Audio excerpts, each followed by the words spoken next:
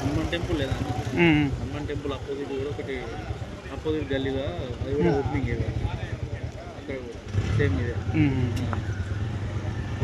ఇది ఒక్క నిమిషం అండి, ఇది చూడండి, ఇది రాష్ట్ర వ్యాప్తంగా ఇవాళ రాష్ట్ర వ్యాప్తంగా ఇదే జరుగుతుంది.